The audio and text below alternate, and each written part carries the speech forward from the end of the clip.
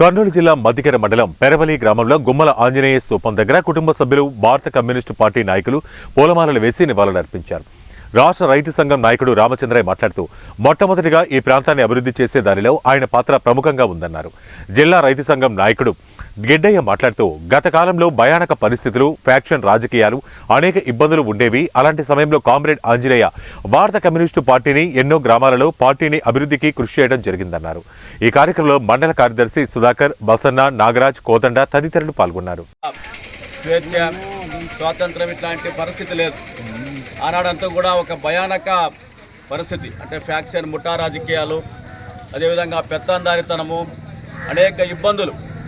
మరి అలాంటి సమయంలో భారత కమ్యూనిస్ట్ పార్టీని మన పెరవలి గ్రామంతో పాటు చుట్టుపక్కల అనేక గ్రామాల్లో మన పార్టీ అభివృద్ధికి విశేషంగా మరి అంకిత భావంతో పట్టుదలతోన కృషి చేసినటువంటి గొప్ప నాయకుడు.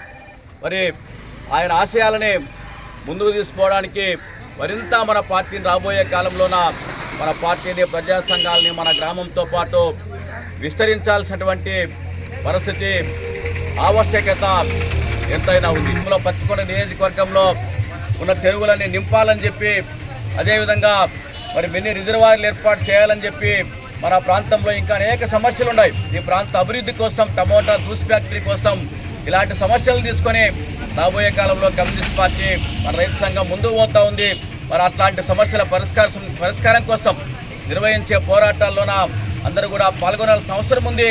రావడం జరిగింది. అదేవిధంగా ఈరోజు మనం డ్రిప్ ఇరిగేషన్ చూస్తున్నాం. స్ప్రింక్లర్ అనేటప్పుడు కొత్తగా వచ్చింది. మరి తన తోటకి ఈ స్ప్రింక్లర్ని అదే పనిగా తీసుకొచ్చి అక్కడ మొట్టమొదటిగా మన తాలూకాలోనే ఈ స్ప్రింక్లర్లు ఏర్పాటు చేయడం జరిగింది. అప్పుడు ఉంటున్న కలెక్టరు బంగారా, మరి ఆయన అదే పనిగా వచ్చి ఇక్కడ చూసి ఇది ఈ రైతు మరి ఎవరు ముందుకు రాని పక్షంలో ఇట్లాంటి టెక్నాలజీని ఉపయోగించుకోవడం జరిగిందని చెప్పి కూడా చెప్పడం జరిగింది. అంటే నేను ఏం చెప్తున్నానంటే, ముఖ్యంగా వ్యవసాయం మీద చాలా అనేక రకాలుగా వ్యవసాయ అభివృద్ధి కోసం ఈ ప్రాంత అభివృద్ధి కావాలనంటే అప్పుడుంటున్న పరిస్థితులు చాలా అధ్వానంగా ఉండేవి. వర్షాలు 4-5 ఏళ్ళు కానీ ఒక వర్షం రాదు, ఎప్పుడు కరువులు, మరి వలసలు పోవడం, అదేవిధంగా